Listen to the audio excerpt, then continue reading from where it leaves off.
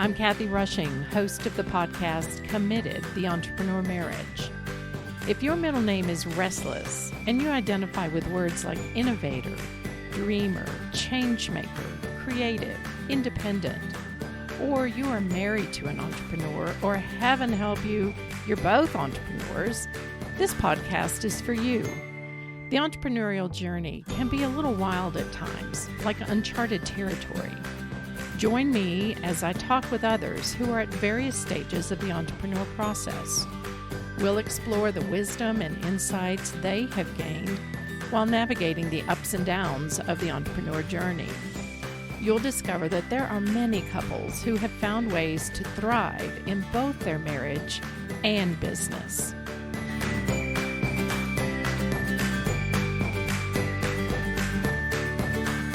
Hey everyone, and I'm joined again by my wonderful husband Mark, and we're here for episode 2 in a series that we're doing on buying a business. So episode 1, if you didn't catch that, gives a little bit of the background, and we're going to pick up today with the point where Mark had gone through this process of contemplating services for entrepreneurs. And then he ended up erasing this whole whiteboard. Yep. And so let's pick up there. Yeah. And tell me about why you decided to erase all of that, how you got to that point. Yeah. I had a couple of conversations with friends that are entrepreneurs. And they, like me, have tried to coach and mentor and help entrepreneurs. And, you know, the beauty of an entrepreneur is that we're so independent and we just get out there and just make stuff happen. Well, the downside of entrepreneurs is we're so independent and we get out there on our own and make stuff happen. And both Jason and Randy both said, and I'm just not sure anyone's going to do this. If someone is really an entrepreneur, they're going to figure it out and they're going to seek out people to help them along the way. And so, you know, along with just not wanting to be doing all the social media stuff and everything that it seems to take these days, I just didn't want to do all that. You love Instagram, honey. You're looking at puppies all Puppies. the time. I love looking at puppies. German Shorthair puppies, to be Oh, I know. They specific. are pretty funny and entertaining. Okay, so you erase that. You Erased it. literally started with a blank slate. Yeah. So what was the next part of this process? Somewhere in there, our friend Jason sent me a podcast or told me about a podcast he had heard. Then I found the podcast. And it was a guy who had bought a business, ended up buying several.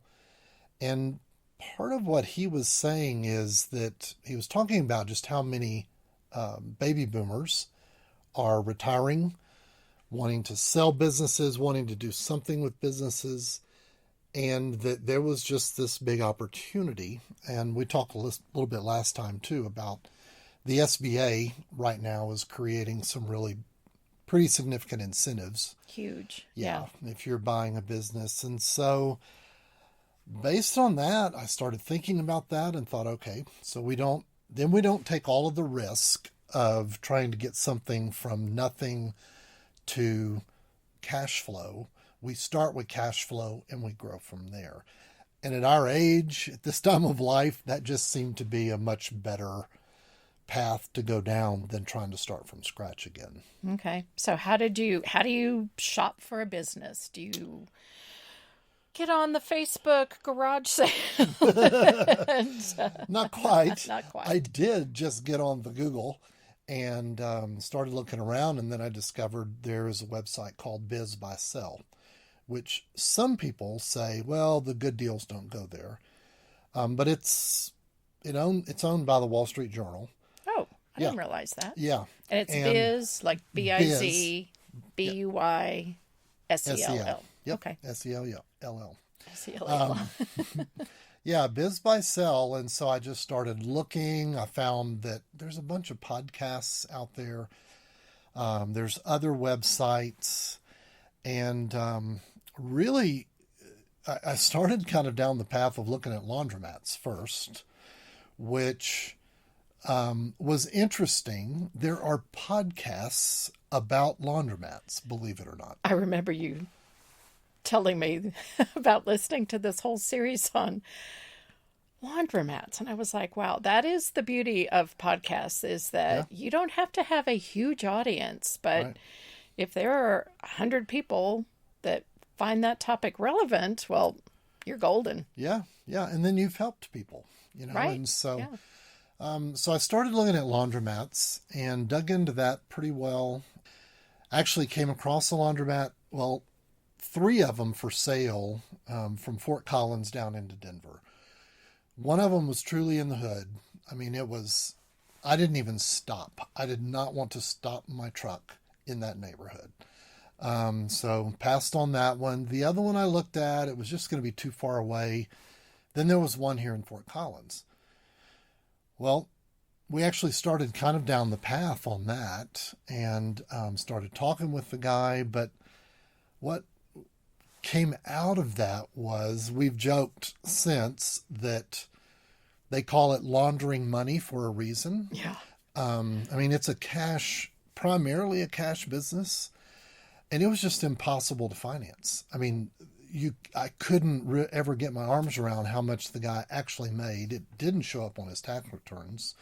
The banks looked at it and said, "There's no way. I mean, we don't want to end up with a bunch of, washers and dryers." Mm-hmm. And along the way, a friend of ours in Granby, lives down the road from us, has a business in Denver. We were talking about this back and forth, I think back maybe during the summer, maybe last spring. And he said, I think you're going to need something a little more intellectually challenging than a laundromat. And I heard that and thought, that's probably true. Because, it's the desire, part of this is a desire for me to lead an organization again, to grow an organization. And the laundromat was going to be, if you found the right one, it could be an interesting investment, but I wasn't really looking for an investment. I was looking for a business. Mm-hmm. Mm-hmm. And I remember us talking about that and about some ways to create community, especially with the one in Fort Collins. Yep. And you have a lot of people that are living in the margins sometimes that utilize laundromats. I mean, we have used our fair share when we go camping or whatever, but there are a lot of people that rely on that. And so thinking about ways to build community and actually be part of the community, because we were already in the process of building a house here in Fort Collins. So, so that was an interesting exercise. It was. And it was. I mean, what I remember about the early conversations was we were looking for an alternate source of income. So it wasn't as clear at the time that you wanted to build another organization. But part of this process helped clarify that. Right. Mm-hmm. Yeah, very much so. So you kind of wrapped up that, kind of erased the whiteboard again. Erased the whiteboard again for however many times. Yeah. And began to expand and began to look at some criteria. Yeah. Talk a little bit about what you began to hone in on as your criteria for a business that you might want to buy. Yeah.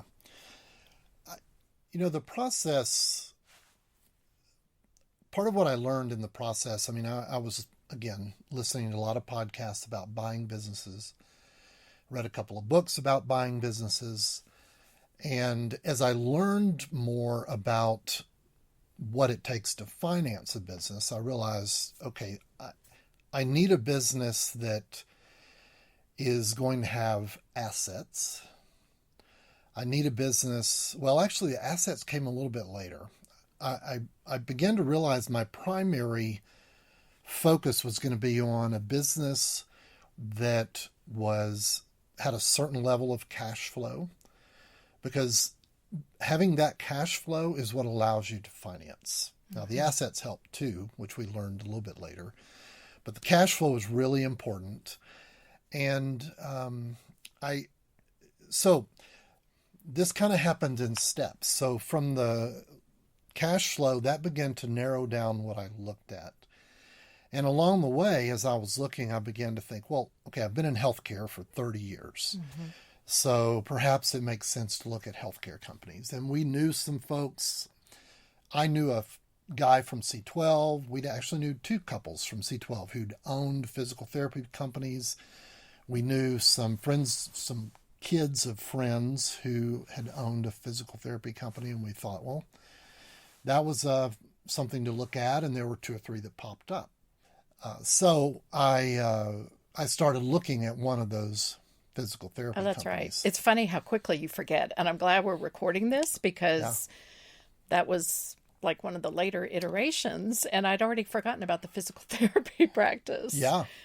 Yeah, we looked at a practice down in Denver. That's right. And I talked with the woman that owned it. And, so part of what I learned in that segment was that there are a lot of companies out there, a lot of businesses where the owner has created a job for themselves. And that's what this woman had done with the physical therapy practice. So if I had been a physical therapist and had wanted to buy a practice that I could lead as a physical therapist, it would have probably been, a good way to go.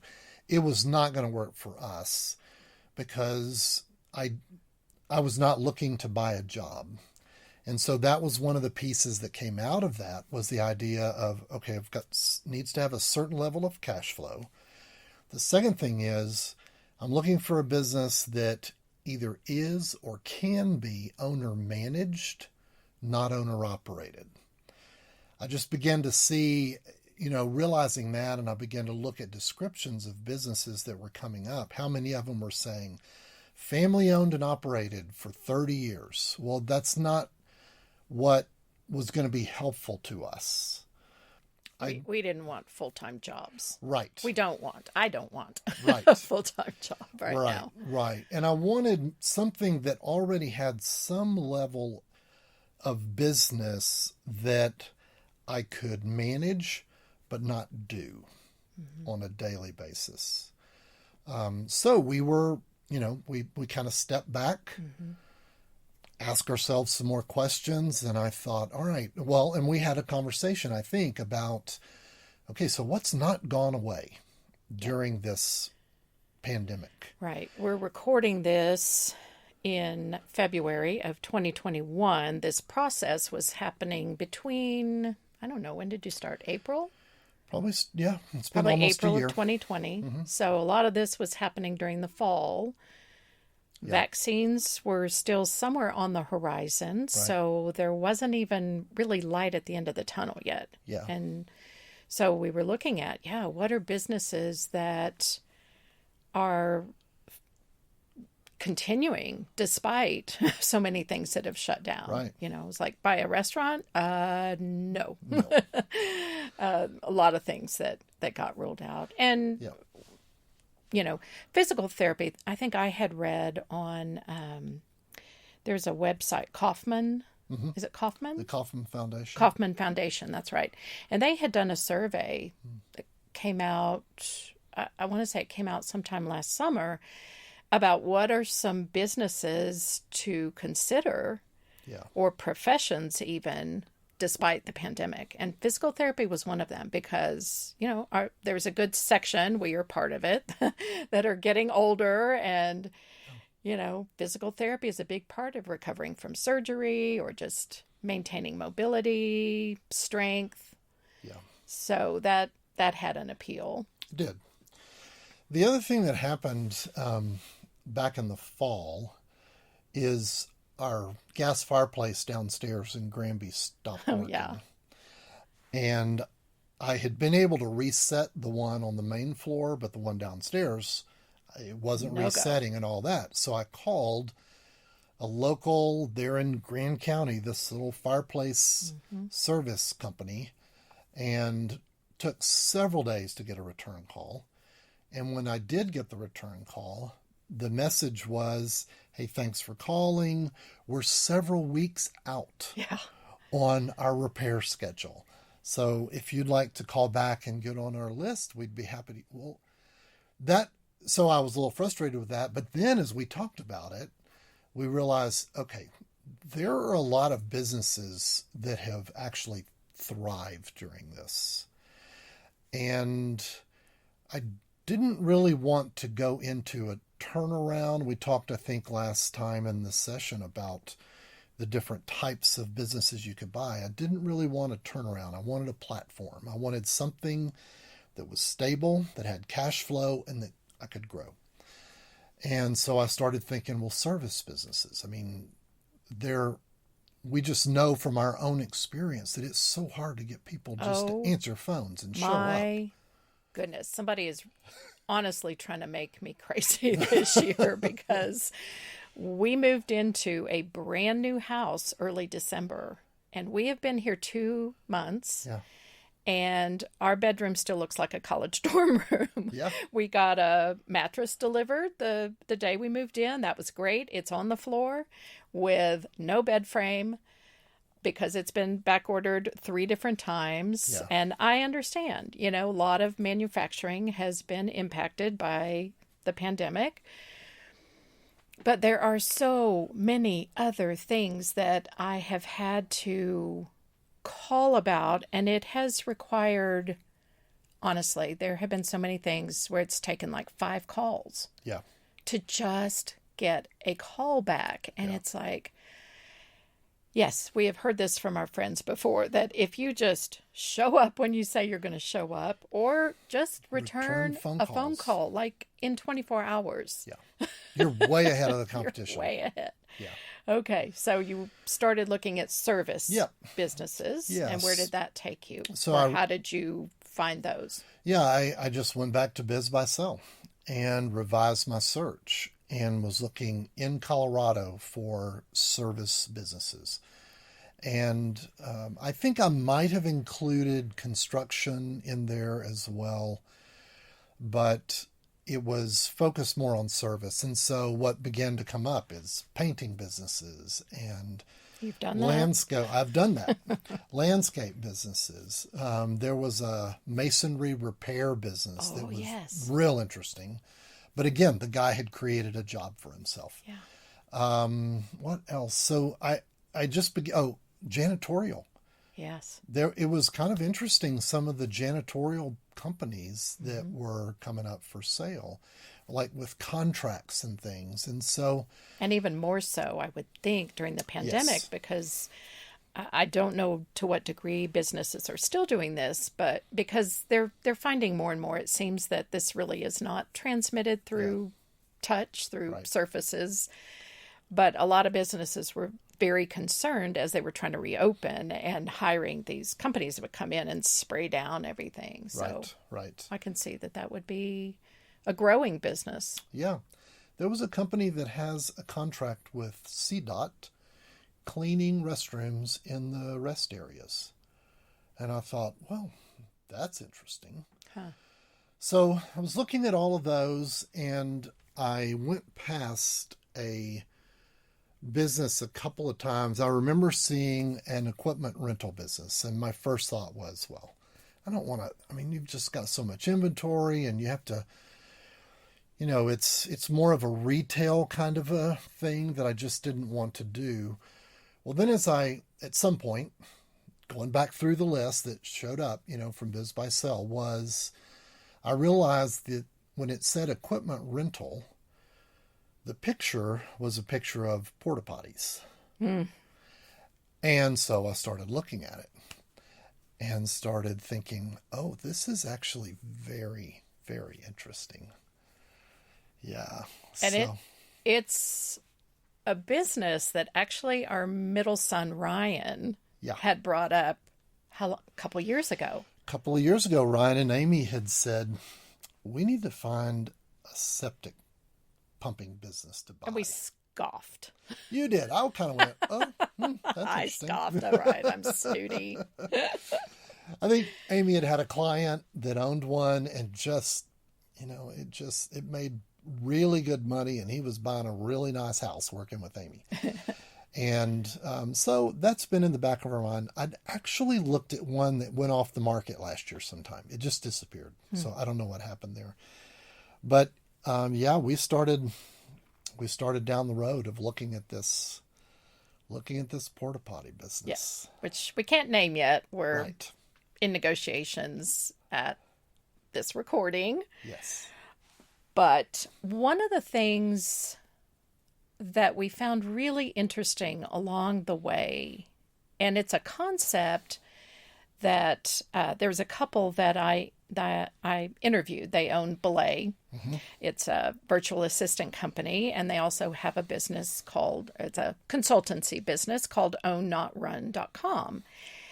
And it's Brian and Shannon Miles. And the question they ask a lot of business owners are you planning to sell this? Do you want a business that you will sell, or a business that will become perhaps something you pass down to your kids? Yeah. It needs to be one of those two. Yes. Because if you're just creating a business to work in, then you just have a job. Right. You don't have a company. Right. I mean, you still have a business. Yeah. But we found, as you looked at, I don't know how many things that you would bring to me and say, hey, I found this. This looks interesting. You dig into it a little bit. And none of them had prepared their business to sell, even though they were trying to sell it at the time. Yeah. And what was kind of a little heartbreaking, really, is I remember there was a landscape business you looked at. Yep. Where this business, they, up in the mountains, especially like Aspen or something like that, you have second homeowners, and people come in the summer and they want these beautiful, lush hanging baskets and manicured Planting yard beds and everything. Yep. So there was a business that did that. Mm-hmm. And as you looked at the last couple of years of business, the business had dwindled, making it less valuable. Yes. And we just saw that time and time again, is like, do people not think towards that selling point and make it as valuable as you can? I mean, even this business that we're working with, our son has tried to get a porta potty delivered to he has a ranch, he trains horses, and they don't go there. It's only about 20 minutes out of town, but they go an hour south of town. And we're just like, oh my goodness, I can't believe they just would say, well, sorry, we don't go that direction. Yeah. So again, missed opportunity. And because the foundation seems to be there seems to be a lot of room for growth. With this business, yes, there's tremendous room for growth. It's been interesting getting to know the broker a little bit on this one. He's been a business broker I found out he was a CPA, had a CPA practice in Florida that he sold, moved out west, became a business broker, and has been doing that for 26 years here in this area. Okay. He said, what we've experienced is the norm, that business owners, even if they happen to reach out to a broker fairly early, I mean, you have to start preparing. If you haven't done it yet, and you started today preparing your company to sell, the minimum would be a year, the bare minimum. Yeah. And part of it is you've got all the stuff that you try to, push personal stuff into business, you've got to pull that back out. Yes. And you've just got to think about, am I selling something that someone can finance and that someone can grow? And so you can't burn bridges. You've got to have more than your own personality that's driving the business. And the masonry guy, that we looked at, and I thought, oh man, what a cool thing to work on these historic buildings, but it was all based on him. Mm-hmm. And there was, unless someone came in and worked with him for Cloned him. a year or two, Yeah. someone who knew masonry even, Mm-hmm. it just wasn't going to work, Yeah. as a cell. So, yeah, it's been fascinating. And I love their concept, the Miles just Mm-hmm. asking that question. Mm-hmm. And if you're going to do either of those two, it's mostly the same path, a little bit different. If you're bringing your kids in, then you've got to think through a different set of issues. Yeah. But you're still building something that is going to have a long-term value and a long-term pathway. Yeah. Kind of a growth trajectory. Yes. Yeah. Yes. So some of the conversations that we had along the way, because just to be clear, Mark really is the entrepreneur. I would describe myself as entrepreneurially minded. I had my own private practice, but much like the guy that did the masonry, when I closed my practice, it was gone. It was done. I couldn't sell those clients. I couldn't sell that business to someone else because my business was based on me. And when I was gone, it was done. That was a little sad, but I didn't have these resources ahead of time to think about how to grow it in a way that I could sell it. So as we have these conversations, again, we're 61 and 62. No, 62 and 63. Yeah. Lost a year. Thank you, but no, we're And, again, we don't have the energy we did when we were 30, but mostly we have a lot of things that we enjoy doing when we can get back to them. We want to do some traveling. Yeah. We're hoping Mark loves to bird hunt, and our bird dog Ellie had a really bad knee injury last fall, and it put her out for the whole season. But she's getting better, and hopefully you can do a little hunting. But there are things that we've kind of paid our dues to have some free time to do these things. Right. But at the same time, we're not done contributing to our community, contributing to creating jobs and building really a legacy for our family. Mm-hmm. So there were some conversations that we had, one of which was, well, how much time is that going to take? Yeah. And is this going to be a full-time job? So that was something that we processed some as different opportunities came up. And it was also a very different process than when you started what was originally AlzCare. We didn't have much margin at that time. We had 3 kids that were elementary, middle school, and high school. Yeah. I had a private practice that I had just started. Mm-hmm. And you had the idea to start this company, a small home-like setting for Alzheimer's patients. And y'all, we didn't even know the questions to answer, or to ask. We did not know what's ahead, which is a lot of the reason why I'm doing this podcast and why I write on the blog, is to help other couples think about things that you don't know until you're in the thick of it. But we just did not have the margin to ask a lot of questions. So at this point in life, we have too much time together. And as you would come across an opportunity, you would bring that to me, and we would really process it out loud together, which was a little different experience for us. I liked it.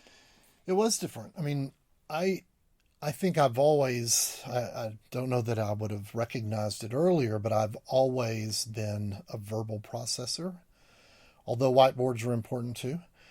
But in the past, as I've processed things and we've talked about things, then if you just didn't say no, I assumed it was yes. And off we went. Goodness. I wish I could think of an example now of something that you moved forward with. And I was like, wait, but we didn't agree. And you said? Bird dogs. Oh, yeah. Bird dog. Oh, my goodness. That's a whole story. Maybe we'll do a session on that sometime. We did an exercise on communication at the very first marriage retreat we did. Yeah. About speaker-listener technique. And we were talking, Mark wanted another bird dog. He wanted a puppy to come alongside the other one he had, so that there would always be one at the ready as the other one got older. And the couples that attended that marriage retreat asked us months later, so what did you decide? What did you decide? And my answer would be, well, we didn't decide. And next thing I knew, Mark tells me he's flying to Montana to pick up a puppy. And I was like, you're what? At that point, I was just defeated. I was like, I give up. I am outnumbered. And that's the one that's been injured recently. And she's very sweet, and I love her to death. But unpacking boxes the other day, I came across all the cookbooks that she chewed through one day. Yeah. Everything else that she chewed through was in the trash. But anyway, we digress. Some of the other... Yeah, so you processed out loud. We had conversations about, well, what can we afford to spend? And timing was pretty critical because we were trying to get to closing on this house, and that was a real challenge this time. Yeah. Again, thank you, coronavirus. Not ever.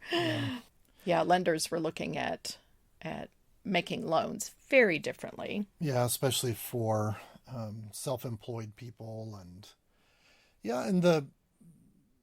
So we did have a number of conversations, which we didn't have the first time I started with AlzCare, about how are we going to do this financially, what's this going to look like. And so we've learned a lot over time about how to walk through those kinds of decision-making scenarios, and then decide, where's the money coming from? How are we going to do it? What's it going to be structured like? And the timing on this was just really good. I mean, when this one came up and we started looking, we had closed on our house here, and we were able to just walk through. We were able to find a couple of independent banks, which we'll talk about probably next time. Yep. But all the timing just kind of came together for this. And you and I think we were definitely on the same path. Don't you feel like? And getting to there, we may have been. Yeah. I think what's different for me is, while I'm supportive of it, and I think I ask good questions, I understand business way more than I did 20 whatever years ago when you started this company. But I think the other thing that's different is I'm much more clear about my strengths and my energy level and my interests. And whereas there was a time early in AlzCare that we were stretched so thin financially, the company was, and we were personally. Like, I remember one of the buildings, one of the care homes, the bushes were getting kind of overgrown, and I commented, what's happened? Do we not have somebody that's trimming? And you're like, we can't afford it. So I got out there one day with, big shears up over my head, trimming this bush. And I'm like, well, I have time and I can do it. So I got out there and did it. I'm kind of an action person. If there's something that needs to be done, I'll just do it. And I did something to my rotator cuff, and it was months getting that back into proper working order. Yeah. And I remember that I think I was working with an neurology doctor, and he said, yeah, it's really not good to, do this repetitive motion over your head. I was like, yeah, lesson learned. But I think in those earlier days when money was really tight, I was trying to find ways to alleviate your stress, because you tended to bottle things up and keep it inside. And I knew you were stressed. And I was like, what can I do? I mean, I was working full time too. I was providing health insurance through my work and raising kids. And yes, as I said, we didn't have much margin, but I always felt like I should be helping. So wrestled with a lot of guilt, wrestled with a lot of fatigue, because I really just overextended. And as I've gotten healthier, I would say, over the years, and really learned more about how to support you without losing me, that feels real freeing. And so it feels very nice to come in as partners. Yeah. In that we talk everything through. I can ask questions. You're not on the defensive. Yeah. You hear it as a good question. But I don't feel the need to try to figure out where I fit into this business. Yeah. And at the same time, I have felt very supported by you, for instance, in this podcast project, and just letting that be my focus. Yeah. And that's what brings me joy. Yeah. Right now. Yeah. And as we talked about that, because if you guys remember from the first episode, part of what prompted this was how the pandemic had impacted our healthcare business. And because I feel like I have a master's degree, I have a good mind, and I should be able to contribute money to our household. And I was feeling guilty that all this pressure was on you. But you came back one day and you clarified that, and it was really helpful. Do you remember what you said about joy? Yeah, for me, working and creating and building a business is life-giving. It brings me joy to be doing this. Yeah. And so I have no expectation whatsoever or desire. I'm excited that you're doing what you're doing with the podcast and with your writing. And yeah, it's interesting how we've both kind of had the freedom now for you to pursue those things and for me to actually pursue more work, which sounds weird. Yeah. But it actually is life-giving to me. Yeah. And that was huge for me to hear that from you. It felt like a release. Like, okay, I need to not feel guilty about this anymore. You have released me. And we've been married long enough that I know you're not just, you're not saying that to make me feel better. Right. So I appreciate that. All right. Well, I think we will wrap up this episode here. The next episode, we're going to talk about dating and engagement. Yes. We're kind of carrying in this marriage theme, if you hadn't noticed. We're trying to apply that to the business. But we will pick up next time. So if you enjoy this, please subscribe and share an episode with a friend. All of this helps the podcast to get found. So I hope you'll think of somebody maybe that you know that could benefit from these ideas. And if you have any questions about buying a business, feel free to shoot me an email. You can go to my website, kathyrushing.com. My email is info@kathyrushing.com. If it's a question that Mark needs to answer, I'll make sure that he gets it. But we would love to hear from you and know if this is helpful, if anybody else out there is buying a business, and we'd love to be a resource for you. So you're building a life together. Make it a great one. See you next time.